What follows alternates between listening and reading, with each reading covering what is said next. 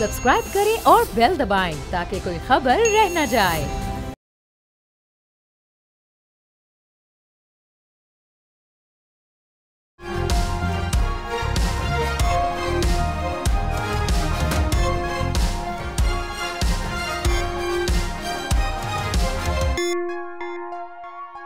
नाज़रीन अस्सलाम वालेकुम। तब्दीली विद डॉक्टर दानिश के साथ हाजिर हैं। आज हमारे साथ एक्सक्लूसिव मेहमान हैं मोहम्मद औरंगज़ेब साहब, वफाकी वज़ीर ख़ज़ाना।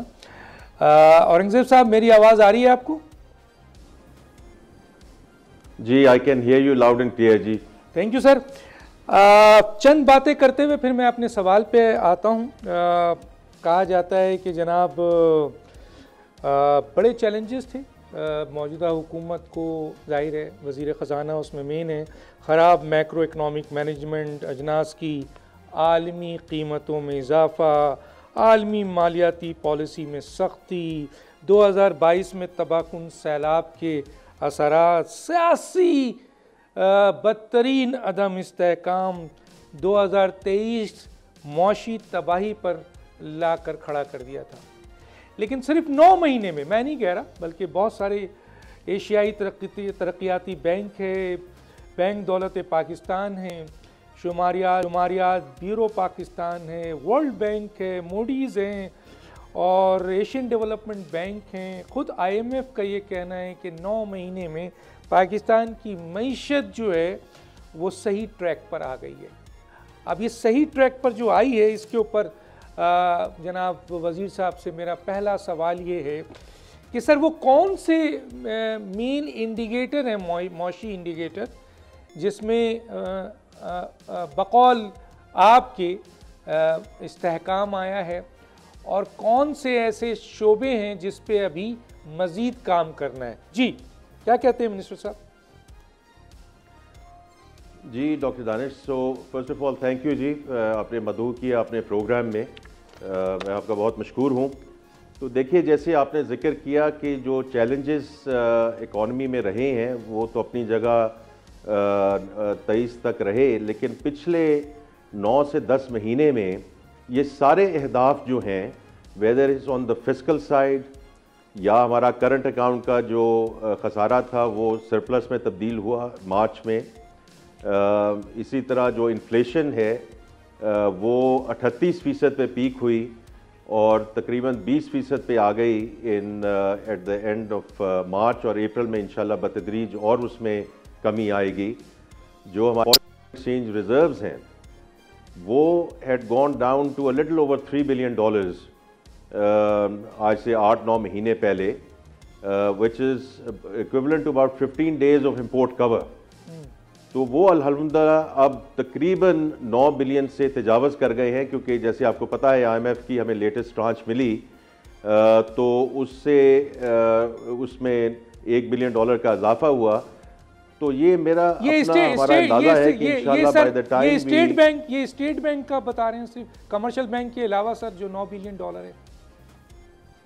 जी, ये हमारे जो फॉरेन एक्सचेंज रिजर्व हैं जी, ये तकरीबन अब 9 से 10 बिलियन डॉलर के तकरीबन पहुंच चुके हैं, विच इज़ इक्विवेलेंट टू 2 महीने का इंपोर्ट कवर। तो ये अब हमने इसको बतदरीज बेहतर बनाना है। ये जो सारी चीज़ें मैंने जो आपसे जिक्र किया है, ये मैक्रो इकनॉमिक स्टेबिलिटी जो है हमें ये we are in a good place from that perspective. और इसकी जो वजह है वो ये है कि हमने जो 9 महीने का स्टैंड बाय अरेंजमेंट हुआ IMF के साथ, that ushered in that economic stability, और जो 9 महीने में हमने करके दिखाया कि हम फिस्कल डिसिप्लिन शो कर सकते हैं। और ऑल्दो ये एक छोटा प्रोग्राम था, लेकिन इस प्रोग्राम को हमने सक्सेसफुली कंक्लूड किया। तो उसकी वजह से आपने देखा होगा कि बाकी भी जो सेंटिमेंट है वो दुरुस्त सिमत में गया है। स्टॉक मार्केट बढ़ी है, फॉरेन बाइंग स्टॉक मार्केट में आई है, इंस्टीट्यूशनल इन्वेस्टर्स जो हैं वो वापस पाकिस्तान की तरफ आ रहे हैं। तो अब इस जो स्टेबिलिटी आई है डॉक्टर दानिश, अब इसको हमने परमानेंस की तरफ लेके जाना है इंशाल्लाह। अच्छा सर, ये $1 बिलियन यूरो बॉन्ड की अदायगी के बाद इस वक्त जो आपका ज़खायर है वो 9 से 10 बिलियन डॉलर है। मैं करेक्ट सर?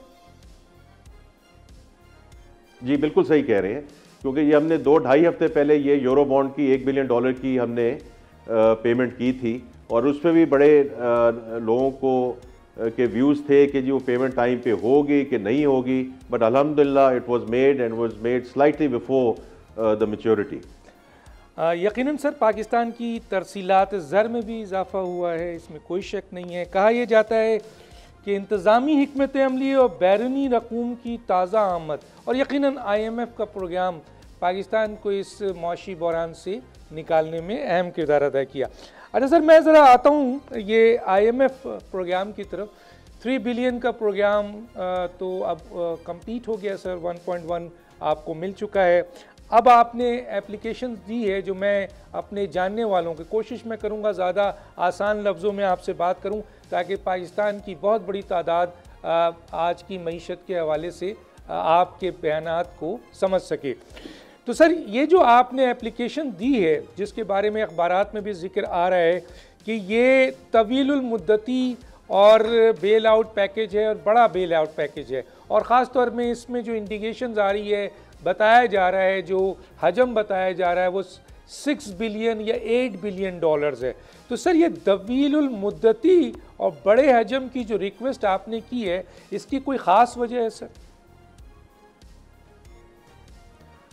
डॉक्टर दानिश, इसकी 2 वजूहत हैं कि जैसे प्राइम मिनिस्टर ने भी जैसे ही उन्होंने एडमिनिस्ट्रेशन संभाली, उन्होंने कहा कि we have to go into another programme, जैसे आपने कहा कि वो तवीलुल मुद्दत भी हो और उसका हुजम भी बढ़े। उसकी 2 वजूहत हैं। एक तो ये है कि जो मैंने अभी बात की कि मैक्रो इकनॉमिक जो स्टेबिलिटी आई है, इसको हमने अब उसमें इस्तेहकाम लाना है। लेकिन उससे भी इम्पॉर्टेंट चीज़ ये है कि जो हमने स्ट्रक्चरल रिफॉर्म्स करनी है, और वो मैं हमेशा ये कहता हूँ कि इस मुल्क में हमें व्हाट एंड वाई का बड़ी देर से पता है कि क्या क्या चीज़ें हमें करनी हैं। तो अब मैं 2-3 चीज़ों का जिक्र करूँगा जो हम प्रायोरिटाइज कर रहे हैं स्ट्रक्चरल रिफॉर्म्स को के बारे में, ताकि अंडर द IMF अम्ब्रेला हम इन रिफॉर्म्स को एक्चुअली पाया तकमील तक पहुँचाएँ और उनको एग्जीक्यूट कर सकें। पहली बात तो डॉक्टर दानिश ये है कि टैक्स टू GDP रेशो अब वो 9% के करीब है। अगर हम अपने जो साथ वाले ममालिक हैं उनको भी देखें तो वो तकरीबन 15 से 18% यही जो परसेंटेज है उन मुल्कों में है। yes. और अगर हमने आगे चलना है सस्टेनेबिलिटी की तरफ, तो ये एक बहुत इम्पॉर्टेंट चीज़ होगी कि हम इसको अगले 3 साल में तकरीबन 13 से 14% तक इसको लेकर जाए। दूसरा, हमारा जो एनर्जी की इक्वेशन है, जो पावर में है और जो ऑयल एंड गैस में है, पेट्रोलियम में है, इन शोबों को हमने जो है वो ठीक करना है। और इन शोबों को हमने इसलिए ठीक करना है, इसमें जो इस्तिलाहात लानी है, क्योंकि जब तक हमारी एनर्जी कंपेटिटिव नहीं होगी तो हमारी इंडस्ट्री का पहिया आगे नहीं चल सकेगा। ये दूसरी चीज़ है। तीसरी चीज़ ये है कि जी जो स्टेट ओन्ड एंटरप्राइजेज हैं, जिनका खसारा जो है वो हर साल बतदरीज बढ़ता जा रहा है, और आपको खुद मालूम है कि PIA का खसारा कहाँ तक बढ़ गया था। बिल्कुल। तो इनको हमने प्राइवेटाइजेशन की तरफ लेके जाना है, ताकि जो ड्रैग है हमारे ट्रेजरी के ऊपर और जो फिस्कल साइड पे है उसको कम से कम किया जाए, ताकि हम ये जो फिस्कल स्पेस हमें मिले, हम इनको उन जगहों पे जाके इस्तेमाल कर सकें, हेल्थ करें, एजुकेशन करें, जहां हमें अपने जो ह्यूमन इंडेक्स है उसमें इन्वेस्ट करें। तो ये 2 मेन वजूहत हैं कि जी परमानेंस लानी है मैक्रो स्टेबिलिटी में, और ये स्ट्रक्चरल रिफॉर्म्स करनी है। ठीक है। अच्छा सर, ये जो IMF प्रोग्राम में आप गए हैं, तो मैं पढ़ रहा था किसी जगह के जो कमज़ोर मुल्क होते हैं सैलाब की वजह से, तो आपने जो उनसे उस ट्रस्ट के अमाउंट को मांगा है जो आपके रेजिलियंस और सस्टेनेबिलिटी जो है उससे रिलेटेड होता है। क्या इस पर कुछ कमेंट्स करेंगे सर आप? तो डॉक्टर साहब, ऐसे है कि पहले तो ये इंशाल्लाह जो IMF मिशन है, वी आर एक्सपेक्टिंग कि ये मिडल ऑफ द मंथ के करीब ये लोग पहुंचेंगे, और उसके दौरान हम इसके जो खदोखाल हैं नए प्रोग्राम के, वो अगले फिर 2 हफ्तों में मई के आखिर तक उसके खदोखाल थोड़े से जो आपने हुजम की बात की, आपने कहा कि कितनी मुद्दत के लिए होगा, तो वो मई के आखिर तक जून के अवाइल में हमें इंशाल्लाह उसके कॉन्टूर्स जो हैं वो पता चल जाएंगे।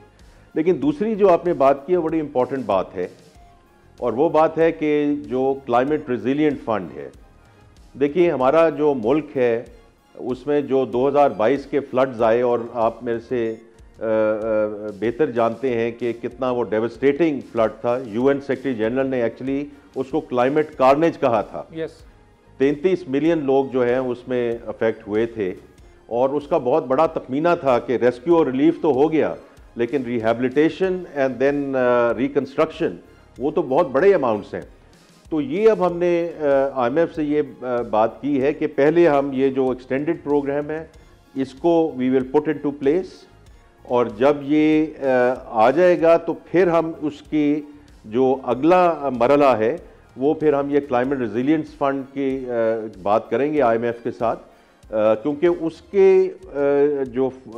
वो जो फंड है डॉक्टर साहब, उसके बड़े स्पेसिफिक टारगेट्स होंगे, और वो हम ministry of environment and climate change के साथ मिलकर हम इंशाल्लाह वो काम करेंगे, और वो हम 3rd क्वार्टर या 4th क्वार्टर में उस गुफ्तगू को आगे लेकर जाएंगे। अच्छा सर, मैं एक मुख्तसर सा अगर से ये पूछना चाहूँ कि आपके जहन में कोई हजम तो होगा ना सर, टारगेट तो होगा आपका कि हमें इस वक्त अगले प्रोग्राम्स के लिए 8 बिलियन चाहिए, 10 बिलियन चाहिए, 6 बिलियन चाहिए, कोई आपके जहन में ऐसी फिगर है सर? मैं उसको लेके फिर आगे चलना चाहता हूँ। देखिए, मैं हुजम पे इस वक्त बात नहीं कर सकता, क्योंकि डॉक्टर साहब अभी एक्चुअली वो बात हुई नहीं, सो इसलिए मैं कोई ऐसी बात नहीं कहना चाहता जो प्री मैच्योर हो। लेकिन जो मुद्दत की बात है उसके बारे में ज़रूर मेरा ये व्यू है कि कम से कम ये 3 साल का होना चाहिए। ठीक है। क्योंकि अगर हमने ये स्ट्रक्चरल रिफॉर्म्स करनी है और जो इकॉनमी के जो खदोखाल हैं उनको हमने इस तरह आगे लेकर जाना है कि हमें अगले प्रोग्राम की ज़रूरत ना पड़े, बिकॉज ये बहुत बड़ी चीज़ है कि अगर हम 24वें प्रोग्राम में जा रहे हैं डॉक्टर साहब, तो मेरे से जो लोग सवाल पूछते हैं कि how will we ensure as a country कि हमें 25वें का जो है वो ख्याल जहन से निकाल देना चाहिए, तो वो उसी सूरत में होगा कि ये 3 साल में जो मुश्किल डिसीजंस हैं हम ये लें, स्ट्रक्चरल रिफॉर्म्स करें, and then what I call is road to market. क्योंकि ये रोड टू मार्केट के लिए हमें 3 साल चाहिए, और उसमें 3 चीज़ें जो है बड़ी बुनियादी होंगी। नंबर 1 के जो एक्सपोर्ट्स हैं उनको हमने उस लेवल तक लेकर जाना है कि उसमें एग्रीकल्चर भी होगा, IT भी होगा, जो टेक्सटाइल में बड़ा अच्छा काम हुआ है वैल्यू एडिशन का वो भी होगा।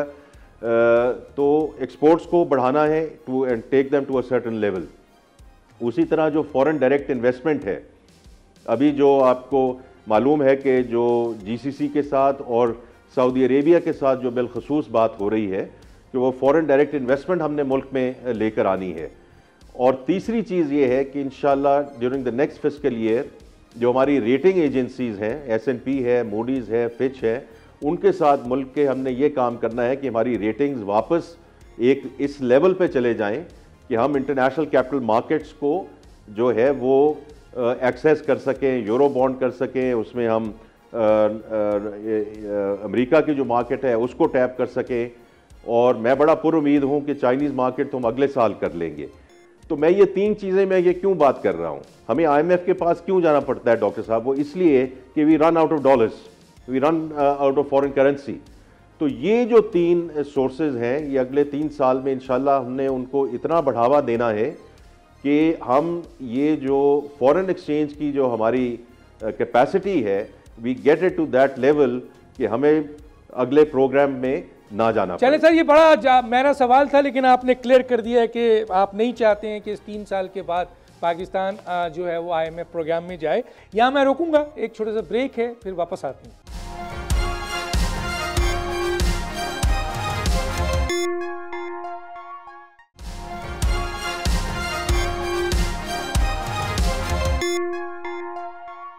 Welcome back. अच्छा सर, GDP आपका यकीनन जो ग्रो कर रहा है वो 1.2 या 2 पे है, या आप माज़ाक़ात कई जगह मैंने पढ़ा है कि 2 पॉइंट समथिंग यानी 3 तक जाता है। लेकिन सर दुनिया में हमने देखा कि दुनिया का अट्रैक्ट या दुनिया की मार्केट वहाँ अट्रैक्ट होती है जहाँ पे जीडीपी ग्रो करता है 6 to 7। तो सर आप एक बड़ा टारगेट लेके जा रहे हैं और अभी आपने कहा है कि आप चाहते हैं कि फॉरेन इन्वेस्टर यहाँ आएँ, तो आप जब अट्रैक्ट करेंगे तो इस जीडीपी के लिए आपने क्या सोचा है सर? ये आपने सही निशानदेही की है डॉक्टर साहब कि देखिए ये 1-2% से बात नहीं बनेगी, और उसकी वजह ये है कि तकरीबन 2 से 2.5% की जो हमारी पॉपुलेशन ग्रोथ हो रही है, विच मीन्स कि 2-2.5% अगर हमारी जीडीपी ग्रो करती है तो actually our real growth is zero. तो ये हमें इसको लेकर जाना है टुवर्ड 7 to 8% इंशाल्लाह in the next few years. अच्छा, अब उसमें मैं आपको बताता हूँ कि आपने जो अभी बात की है बिल्कुल ठीक बात की है। इनफैक्ट के जो सेकंड क्वार्टर था इस फिस्कल ईयर का, क्योंकि उसके नंबर इस वक्त हमारे पास मौजूद हैं, हमारी जो ओवरऑल जीडीपी की ग्रोथ है वो सिर्फ 1% रही है। लेकिन आप उसके अंडरलाइंग देखिए कि एग्रीकल्चर जीडीपी डॉक्टर साहब ग्रू बाय 5%, वो 5% से बढ़ी है। तो लोग मेरे से ये बात करते हैं कि जी जब हम किसी भी आईएमएफ के प्रोग्राम में जाते हैं तो आईएमएफ का प्रोग्राम तो स्टेबलाइजेशन की बात करता है, तो आइए अब ग्रोथ इसमें कैसे लेकर आएंगे। तो देखिए 2 हमारे ऐसे सेक्टर्स हैं डॉक्टर साहब जिसका डायरेक्ट कंट्रोल हमारे अपने पास है, वो एग्रीकल्चर है और आईटी है। ये इस दफ़ा देखें अल्हम्दुलिल्लाह कि जितनी हमारी बम्पर क्रॉप्स हुई हैं, राइस की आपकी बम्पर क्रॉप हुई, वीट की बम्पर क्रॉप हुई, कॉटन की बात बड़ी अच्छी हो रही है, और इसकी वजह से 2 चीज़ों का फ़ायदा होता है। एक तो हमें इनको इंपोर्ट नहीं करना पड़ता, उससे हम अपने जो ज़र मुबादला है उसको हम बचाते हैं। दूसरा, इस दफ़ा जैसे आपको मालूम है कि हमने राइस को एक्चुअली एक्सपोर्ट किया है क्योंकि इतनी सरप्लस में थी, तो more than $1 billion came from that export. और इसी तरह हमारी 50% of the country's agriculture GDP is dairy and livestock, whether is crops और डेयरी एंड लाइफ स्टॉक।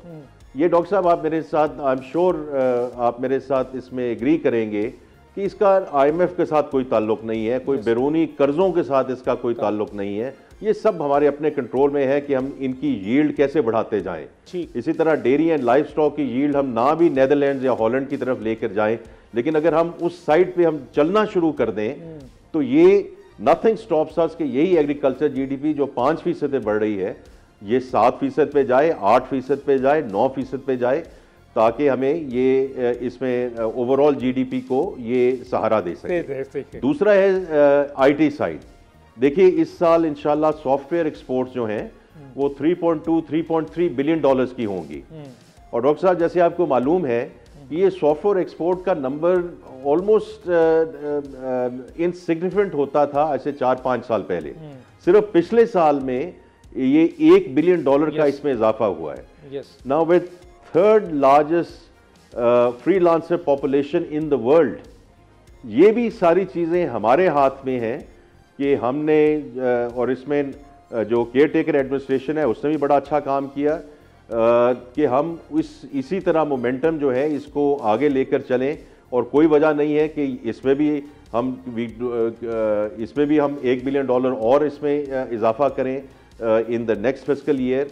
तो ये दोनों सेक्टर्स ऐसे हैं जो जीडीपी ग्रोथ के लिए हमारे पास सही लीवर्स होंगे। ठीक है। और इससे ग्रोथ इंशाल्लाह अगले कुछ सालों में हमारी जीडीपी की जो है वो इसमें खातर खा इजाफा होगा, मजीद इजाफा होगा। अच्छा सर, अब मैं आ जाता हूँ 27 जून 2023 से IMF के मुआहदे के वक्त, उस वक्त जो है शरह सूद जो है वो 22% रखा गया और उस वक्त से चला आ रहा है 22%। और अभी मजीद जो मॉनेटरी पॉलिसी आई है उसमें 2 महीने के लिए यही रखा गया है।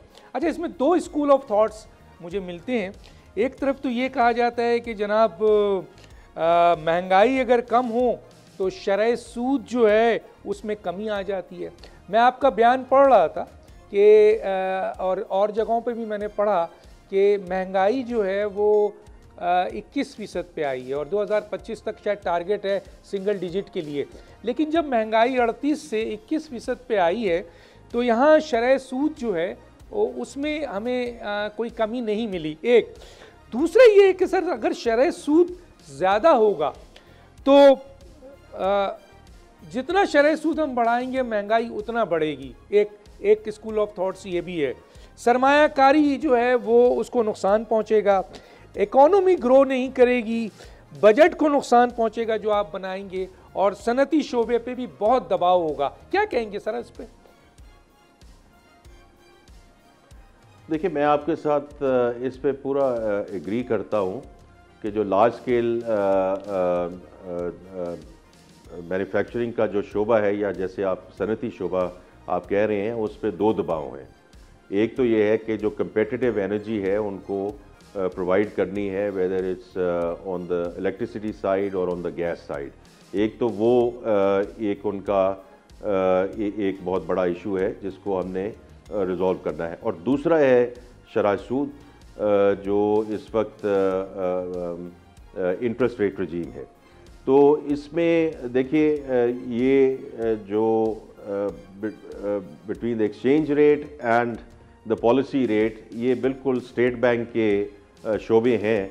लेकिन मेरा अपना व्यू ये है कि इस दफ़ा भी गालबन थोड़ी सी गुंजाइश थी कि थोड़ा सा सिंबॉलिकली इसको इसमें थोड़ा सा कट कर दिया जाता। लेकिन मैं बहुत पुरुमीद हूँ कि जो मॉनेटरी पॉलिसी कमेटी है जब जून में बैठेगी और जब वो इन्फ्लेशन का जो ग्राफ आपने जैसे जिक्र किया 38% से 20-21% पे वो आया है, और अभी अप्रैल के नंबर नहीं आए हैं, आई थिंक उसमें हम फर्दर उसमें हम गिरावट देखेंगे।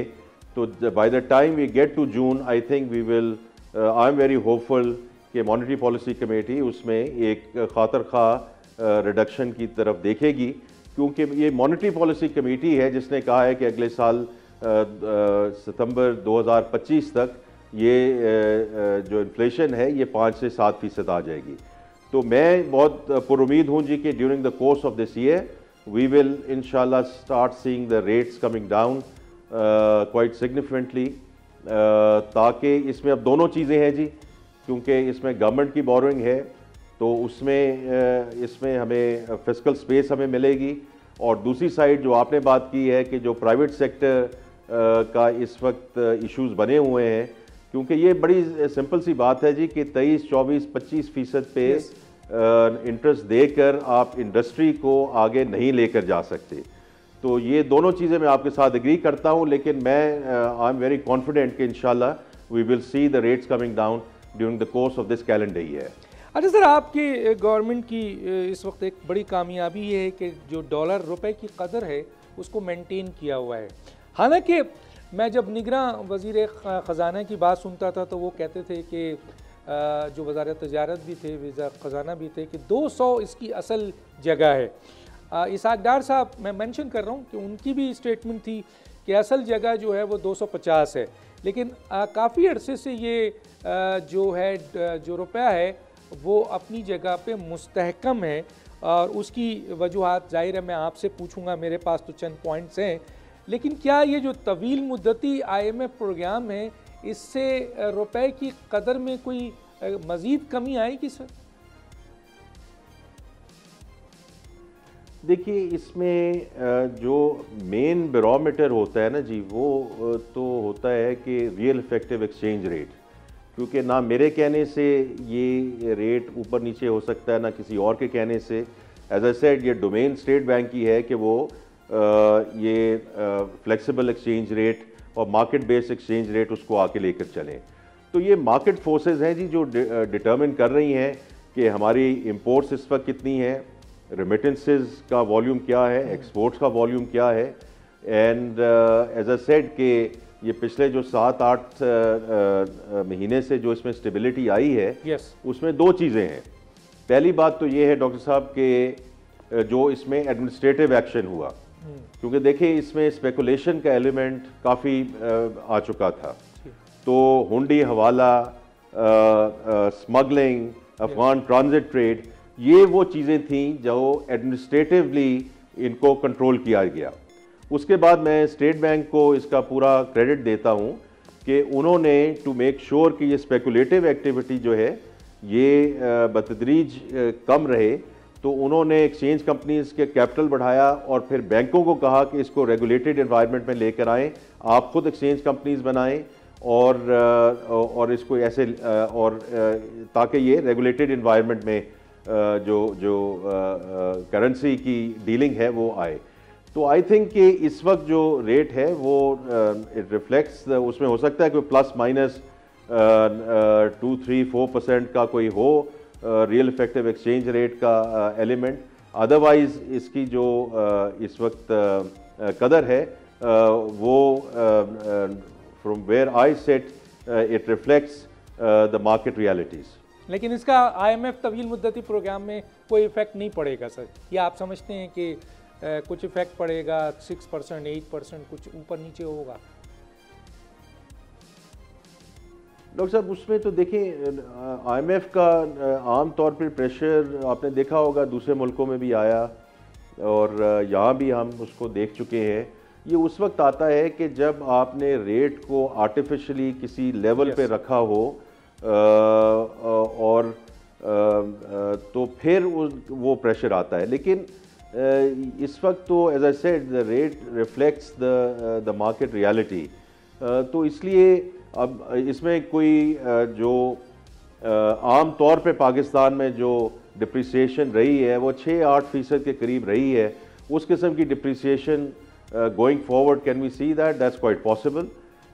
लेकिन कोई स्टेप चेंज मुझे नज़र नहीं आती है, क्योंकि जो रेट है हमने उसको मार्केट फोर्सेस के मुताबिक already is reflecting the market forces. बहुत सही। ज़र मुबादला, गैर मुल्की ज़खायर मुस्तहकम, करेंसी मुस्तहकम, बढ़ती हुई तरसीलात, ज़र मुस्तहकम बरामदाद, इन सब ने जो है वो इसको कंट्रोल किया। अच्छा सर, मैं ज़रा CPEC पे आ जाता हूँ, जो कि कहा जाता है कि पाकिस्तान की मईशत रीढ़ की हड्डी है। 2013 से हम 2024 पे पहुँच गए हैं। 9 कमर्शियल जोन बनने थे और यही कमर्शियल जोन जो थे वो पाकिस्तान की मईशत की रीढ़ की हड्डी थी। और सुनने में आया है कि 2021 में 5 कमर्शियल जोन कंप्लीट होने थे। लेकिन बहुत सुना है, आप इसको सही बता सकेंगे कि बड़ी सुस्त रवि से CPEC चल रहा है, जो हमारे लिए मईशत की रीढ़ की हड्डी है। तो ऐसा क्यों है सर? इसमें डॉक्टर साहब मैं पहले भी इसका मैं जिक्र कर चुका हूँ कि देखिए CPEC phase 1 was all about infrastructure, जिसमें IPPs लगे, सड़कें बनी, पोर्ट्स पे काम हुआ। CPEC फेज़ 2 जो था, जैसे आप जिक्र कर रहे हैं और बिल्कुल ठीक जिक्र कर रहे हैं, was always going to be about monetisation of that infrastructure, कि हमने स्पेशल इकोनॉमिक जोन्स बनाने थे, उसमें हमने फिर चाइनीज़ और बाकी मुल्कों की जो इंडस्ट्रीज़ हैं उनको उन स्पेशल इकोनॉमिक जोन्स में लाना था, which would in turn be focused on exporting from Pakistan, ताकि उससे जो ज़रा मुबादला आए, उससे जो कर्जाजात लिए गए हैं इन CPEC फेज़ 1 उनको वापस किया जाए। वो जो फेज़ 2 है वो हम उसमें फॉर वॉट एवर रीजन्स वो उतनी तेज़ी से नहीं चला पिछले 4-5 सालों से।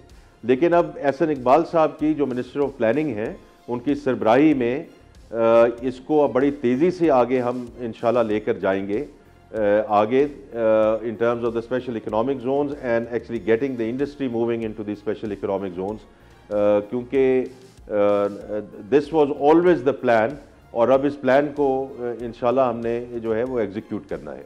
अच्छा सर, ये बताइए कि 18वीं तरमीम के बाद तो बहुत सारे शोबे सूबे को चले गए, तो क्या NFC अवार्ड पर मरकज़ी हुकूमत कोई नज़र सानी करने जा रही है सर?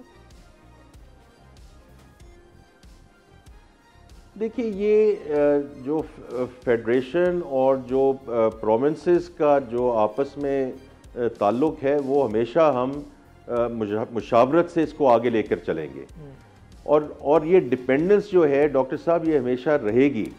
देखिए, इस वक्त हमारा एक प्राइमरी सरप्लस का नंबर है जो फिस्कल साइड पे, मैं वो टेक्निकल जार्गन में नहीं जाना चाहता, लेकिन आप समझ लें कि हमने एक सरप्लस जो है वो अचीव करना है। वो सरप्लस अचीव हो नहीं सकता जब तक प्रोविंसेस ने जो हमारे से फेडरेशन के साथ कमिटमेंट की हुई है कि वो सरप्लस इसमें शो करेंगे। तो ये ऑलरेडी, ये ऐसी बात नहीं है कि आगे जाकर हमने क्या करना है, that dependence is already there. और इसीलिए जो मुझे पहली फुर्सत मिली थी उसमें मैं चीफ मिनिस्टर मुराद अली शाह साहब को जाके मिला, चीफ मिनिस्टर मरियम नवाज को जाके मिला, इंशाल्लाह बुख्ती साहब को भी मिलूंगा, अली मीन गंडापुर साहब को भी मिलूंगा, और ये हम जो भी हमने आगे जाना है जी, ये मुशावरत के साथ इंशाल्लाह हम आगे जाएंगे। ठीक है सर, मैं इस पे ज़्यादा बात नहीं करना चाहता, आपने बता दिया कि मुशावरत की ज़रूरत है। सर मैं आता हूँ ज़रा, अमूमन आम आदमी ये समझता है और कहता भी है कि पाकिस्तान की मईशत को बेहतर करना है, जो इस वक्त सबसे बहुत सारी चीज़ें इंडिकेटर है, उसमें टैक्स कलेक्शन का मैटर बहुत ज़्यादा इम्पॉर्टेंट आता है। उनमें 2-3 चीज़ें सर बहुत ज़्यादा डिस्कस की जाती है और ये कहा जाता है कि मरकज़ और सूबों में हर किस्म की आमदनी पर टैक्स होना चाहिए। एक तो ये सर, दूसरा नॉन फाइलर और फाइलर का फ़र्क ख़त्म होना चाहिए। माशाल्लाह सिम बंद होना शुरू हो गई है, उम्मीद है पासपोर्ट भी बंद होंगे और बहुत सारी चीज़ें बंद होंगी, फिर ये लाइन में आएंगे। और दूसरा सर, जो तीसरी चीज़ जो इम्पॉर्टेंट है वो ये है कि दुनिया भर में हमने देखा है कि इकॉनमी डॉक्यूमेंटेड होती है, इसका बड़ा फ़ायदा होता है। तो पाकिस्तान की हुकूमत क्यों नहीं सर इकॉनमी को डॉक्यूमेंट करती है और हर किस्म की आमदनी, चाहे वो सूबे हों, मरकज़ हो, उस पर टैक्स लगाया जाए सर? तो डॉक्टर साहब, मैं आपके साथ सिर्फ एग्री कर सकता हूँ जो भी अभी आपने सारी बातें की हैं, बिकॉज देखें अब वो if we continue to tax the same for more, कि जो इंडस्ट्री है उस पर हम टैक्सेस लगाते गए हैं, इसी तरह जो सर्विसेज सेक्टर है इंक्लूडिंग द सैलरीड क्लास। अब आप मुझे खुद बताएं ना कि अगर किसी की तनख्वाह 50,000 रुपया है, सैलरीड क्लास है, जो तनख्वाहदार तबका, उस पे तो वो फौरी तौर पे टैक्स जो है वो लग जाता है। द मोमेंट आप 1 लाख टच करते हैं तो 10% का टैक्स का इतलाक हो जाता है। तो मेरी तो सब एक्चुअली पूरी उन अंडर टैक्स और अनटैक्स जो सेक्टर्स हैं, और जैसे आपने देखा है कि हम होलसेलर्स को और ट्रेडिंग कम्युनिटी को हमने ये रिक्वेस्ट भी की है, और अब इंशाल्लाह हम इसको रजिस्ट्रेशन की तरफ लेके जा रहे हैं और फिर कलेक्शन की तरफ लेके जा रहे हैं, और ये अब हमें करना पड़ेगा। हमारे पास चारा नहीं है कोई, बिकॉज हम कितने और सुपर टैक्सेस लगाते जाएंगे और विंडफॉल टैक्सेस लगाते जाएंगे ऑन द सेम तबकात जो ऑलरेडी टैक्सों में जो है वो बहुत ऊपर है, और एंड देयर अदर सेक्टर्स जिनका जो कंट्रीब्यूशन टू जीडीपी तो बहुत मुनासिब है, 20% से ऊपर है, लेकिन कंट्रीब्यूशन टू डायरेक्ट टैक्सेस 1% से ज़्यादा नहीं है। और देखिए अब ये बड़ी हमें खुलकर बातें करनी पड़ेंगी, because our hand has been forced. Doctor साहब, अगर ये हमने 24वें प्रोग्राम के बाद अगले प्रोग्राम में नहीं जाना तो हमें ये टैक्स बेस बढ़ानी पड़ेगी, नॉट बिकॉज कि कोई हमें IMF ये कह रहा है, ये हमारी अपनी जो है वो मुल्क की ज़रूरत है। बिकॉज ये अब वो और जैसे मैंने जिक्र किया कि अगर जो तनख्वाहदार तबका है उसी के हिसाब से मैं देख लूँ कि जो होलसेलर्स हैं, अगर वही रकम उनको भी आमदनी मिल रही है तो ये तो एक सोशल कॉन्ट्रैक्ट की बात हो रही है ना। तो सोशल कॉन्ट्रैक्ट सैलरीड क्लास के लिए भी वही है और जो बाकी तबकात हैं उनके लिए भी वही है। और बाकी ये है कि जी फिलैंथ्रपी से स्कूल भी चल सकते हैं, यूनिवर्सिटीज़ भी चल सकती हैं, हस्पताल भी चल सकते हैं, और लोग बहुत इसमें बिलीव करते हैं। और पाकिस्तान में ये अल्लाह ताला का जो है बहुत एक करम है कि people want to give into donations and philanthropy. लेकिन फिलैंथ्रपी से ये सारी चीज़ तो चल सकते हैं, फिलैंथ्रपी से मुल्क नहीं चल सकता। डॉक्टर साहब, मुल्क सिर्फ टैक्सेस से ही चल सकता है जब हम उसको एक मुनासिब लेवल पे ले जाएं, और उसी तरह ये हम सस्टेनेबिलिटी की तरफ बढ़ेंगे। जी ठीक है, यहाँ मैं रोकूंगा, एक छोटा सा ब्रेक है, फिर वापस आते हैं।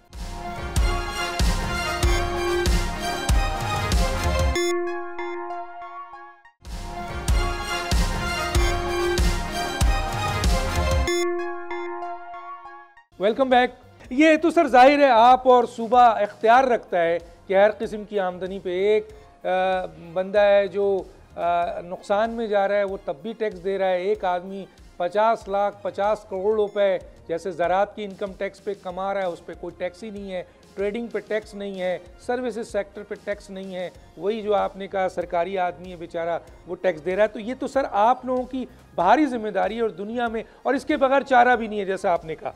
सर मैं आ जाता हूँ ज़रा, और डॉक्यूमेंट ज़रा सर इकॉनमी को डॉक्यूमेंट करना सर ये तो आप लोगों की जिम्मेदारी है, क्यों नहीं डॉक्यूमेंट करते सर? क्या आप नहीं समझते कि इससे बहुत बड़ी करप्शन जो पाकिस्तान का एक मेन मसला है मईशत का, वो भी उसको भी कंट्रोल मिलेगा सर?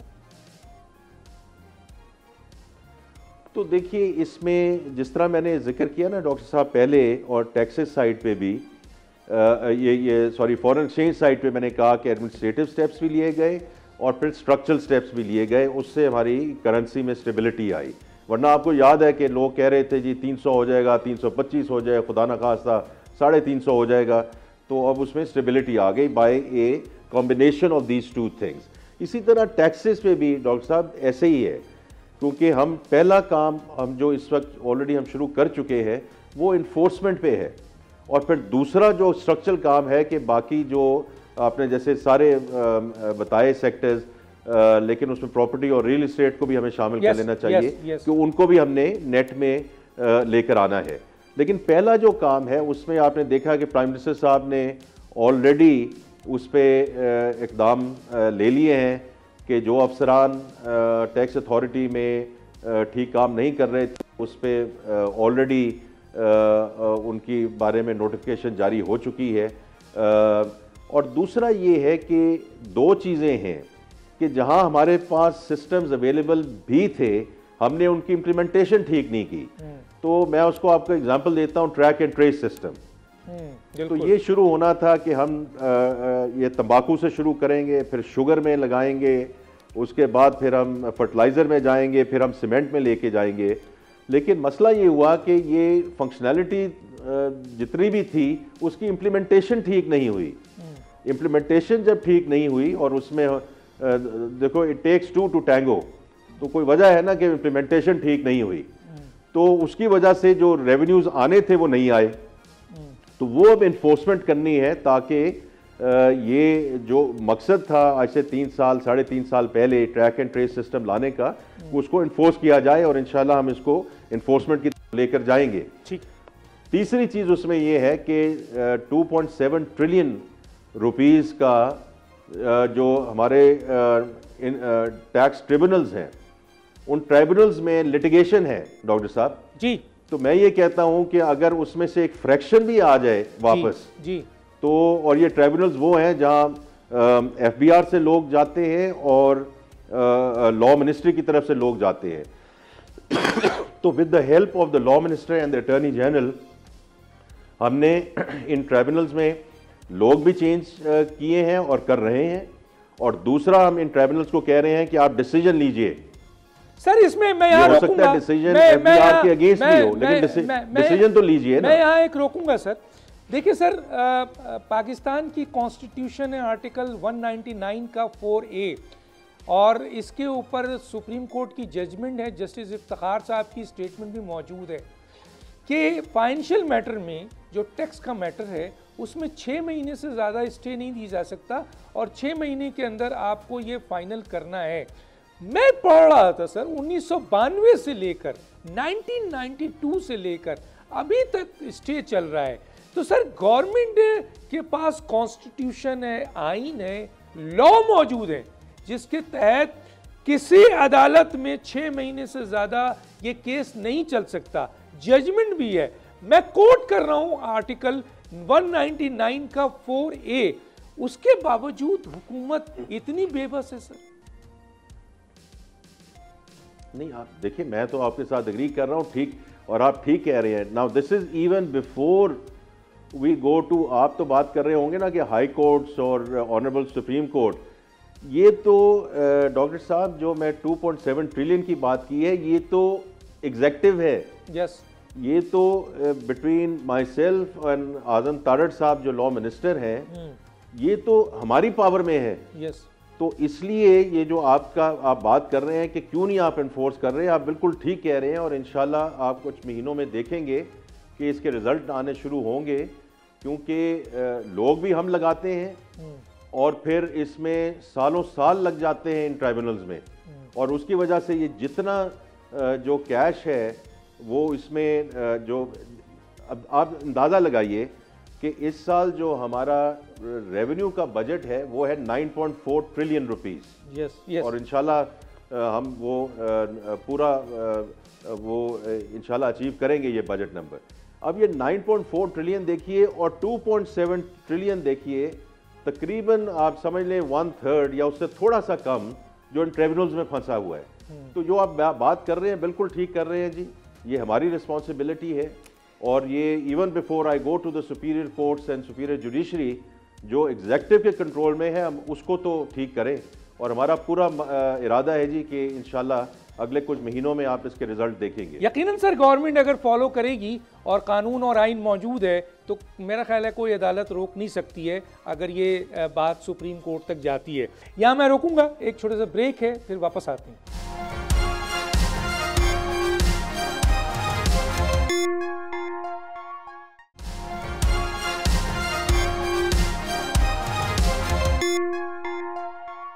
Welcome back.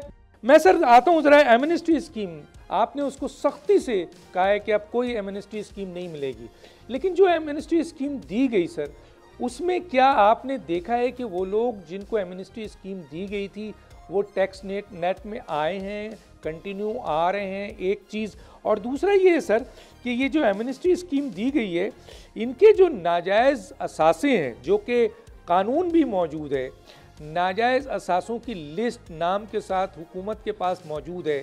मेरी मालूमात के लिहाज से अगर इस पर काम किया जाए तो 1100 अरब रुपए हुकूमत को मिल सकता है। देखिए जी, इसमें तो कई तखमीने हैं, लेकिन मैं डॉक्टर साहब एक और आपसे बात करता हूं कि उसमें अगर कोई खातर खा इजाफा हुआ होता तो आपको भी नज़र आ जाता, हमें भी नज़र आ जाता। So these amnesty schemes actually don't work, and that's why I'm very clear कि हमें उस साइड पे अब नहीं जाना।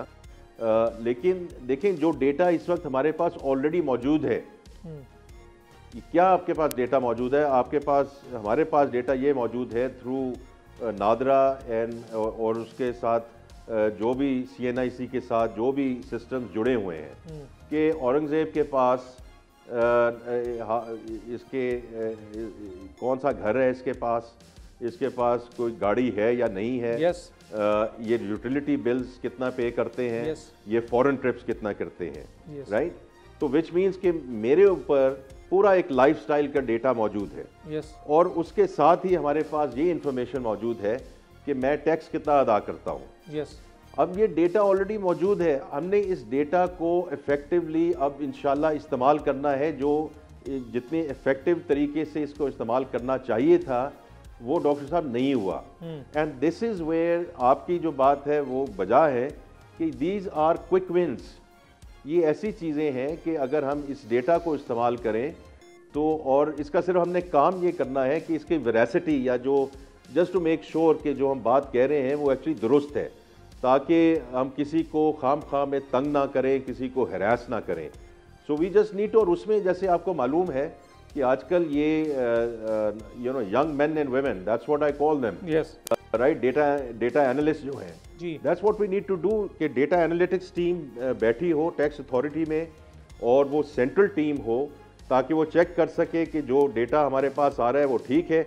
और यही टीम जो है, यही जो सेंटर ऑफ एक्सलेंस है, वे फिर आगे नोटिस भी भेजे on a central basis, not through field formations. तो ये हमारा जो इंशाल्लाह जी, जो हम FBR का एंड टू एंड डिजिटलाइजेशन की तरफ हमने पहला कदम उठा लिया है कि McKinsey को अपॉइंट किया है as a firm which is going to help us design में भी और इम्प्लीमेंटेशन में भी, और आपने अखबारों में उसके बारे में पढ़ा होगा। लेकिन उसी का एक ये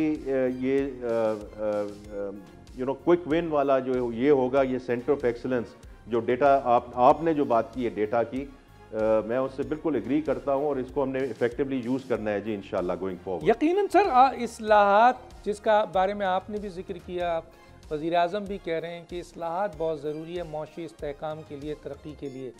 ज़ाहिर है बहुत से लोग कह देते हैं इंडिकेशन, लेकिन रोड मैप नहीं देते सर कि किस तरीके से होगा। इस्लाहात के साथ साथ इन्फोर्समेंट बहुत इंपॉर्टेंट है सर। बहुत से मैटर हैं, अगर इन्फोर्समेंट हो जाए तो पाकिस्तान को, जिस तरह आपने बताया कि बहुत बड़ी तादाद में जो है वो आपके उसको आमदनी हो सकती है, लेकिन जाहिर है कि पाकिस्तान में करप्शन हर लेवल पर मौजूद है। अच्छा सर, काले धन के हवाले से मैं पढ़ रहा था कि इस पर भी हुकूमत अगर काम करे तो 80,000 अरब रुपए पाकिस्तान की हुकूमत को मिल सकता है। इस पे थोड़ा सा कमेंट्स करेंगे, फिर मैं सर एक बहुत ही इंपॉर्टेंट पॉइंट्स पे आपके आता हूँ, वो भी बता देता हूँ सर आपको।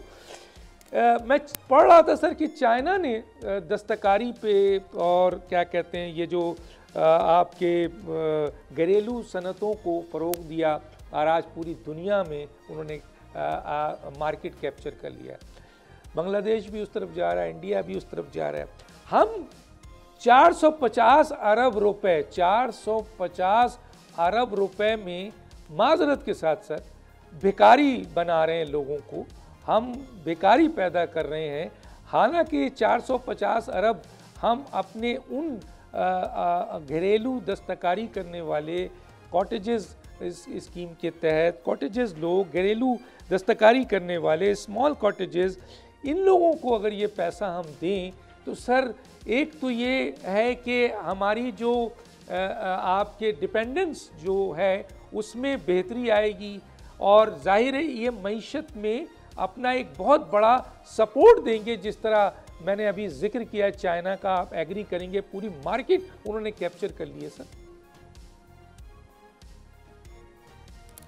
जी, तो आई थिंक जो पहला है उसमें तो डॉक्टर साहब ऐसे ही है कि जैसे कई तखमीने आते हैं, लेकिन जो आपका बेसिक पॉइंट है उसके साथ मैं एग्री करता हूँ। मैंने फॉरेन एक्सचेंज के बारे में बात किया, टैक्स के बारे में बात किया। जब हम पावर सेक्टर में जाते हैं, जो अवैस लगारी साहब उसको लीड कर रहे हैं, तो उसमें भी यही है कि उसमें हमने इन्फोर्समेंट भी करनी है और उसमें फिर स्ट्रक्चरल रिफॉर्म्स भी करनी है।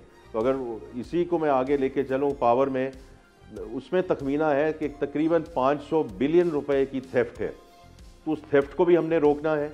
और फिर डिस्ट्रीब्यूशन कंपनीज जो हैं उनको, whether we take it towards concession, to we take it towards privatisation, ये सारी चीज़ें करनी है। सो ये हर शोबे में यही चीज़ है कि इन्फोर्समेंट भी करें, जो ऑलरेडी हमें चीज़ें अलाउ की हुई हैं उसको make sure that we do the right enforcement, और फिर इसमें स्ट्रक्चरल चेंजेस लेकर आए। अब जो आपने बात की है, जो देखें ये जो हम ये आई थिंक आपका इशारा probably Benazir income support programme की तरफ है, जिसमें हम द मोस्ट वल्नरेबल सेगमेंट को ये कैश दिया जाता है।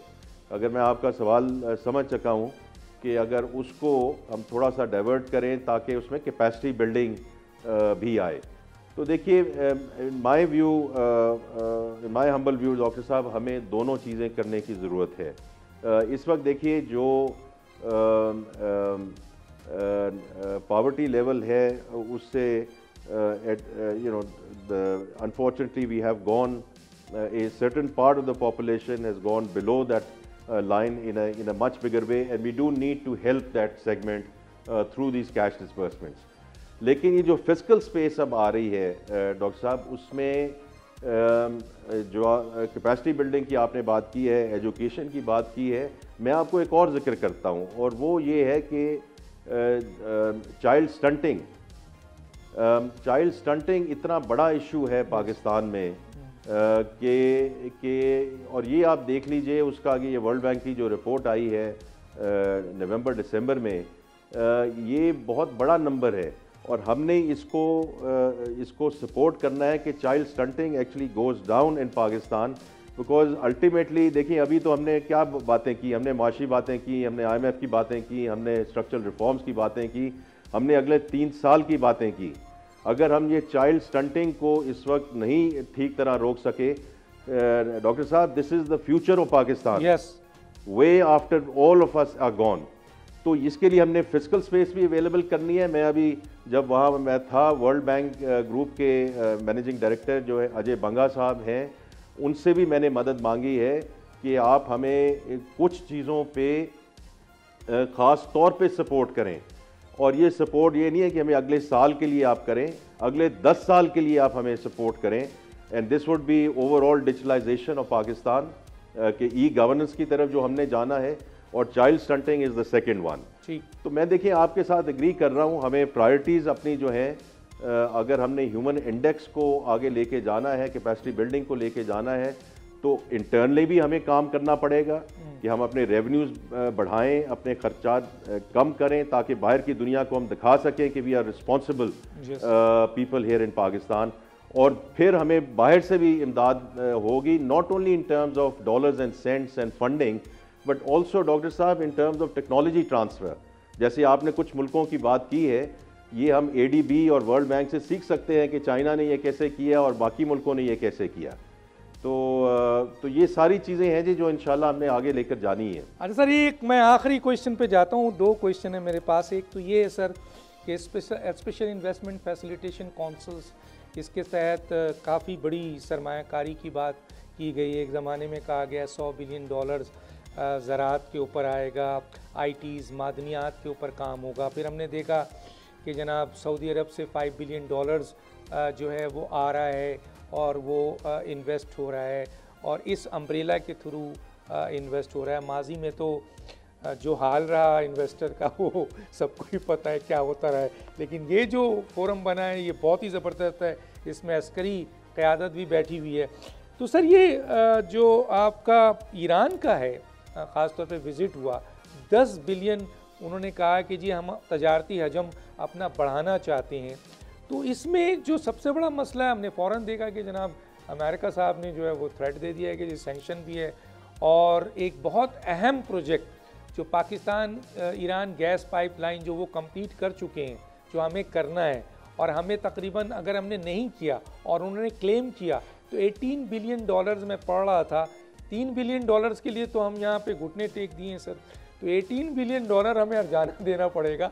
तो ये जो स्पेशल इन्वेस्टमेंट फैसिलिटेशन काउंसिल है, ये ज़रा बताएं सर कैसे काम कर रहा है, थोड़ा ख़ास तौर पे ITs का आपने कहा कि उसको आई थिंक देखिए जो SIFC का जो प्लेटफॉर्म है, ये जैसे आपने खुद जिक्र किया, I think that's a very important platform, because ये अब वो सिंगल विंडो प्रोवाइड कर रहा है, और जो ताकि जो इंटर मिनिस्ट्रियल कोऑर्डिनेशन है वो भी हो सके।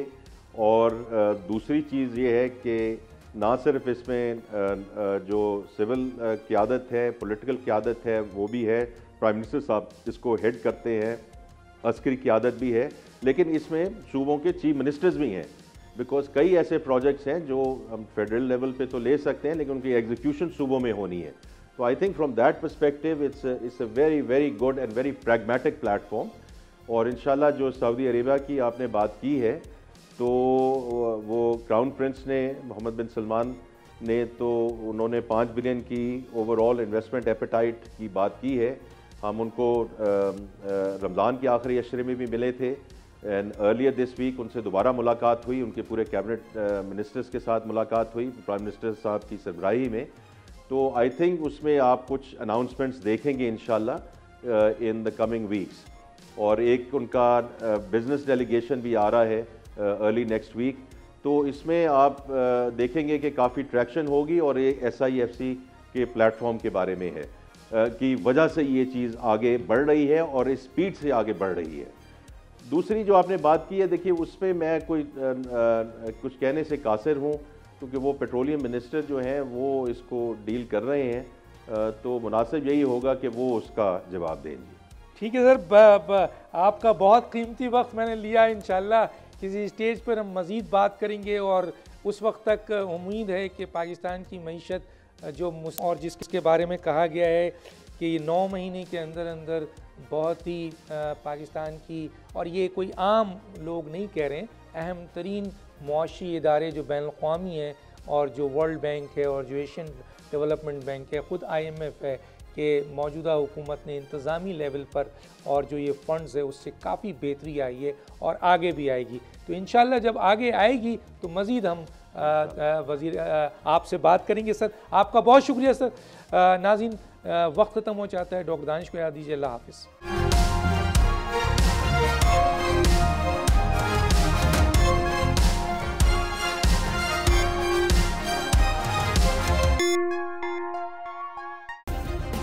सब्सक्राइब करें और बेल दबाएं ताकि कोई खबर रह न जाए।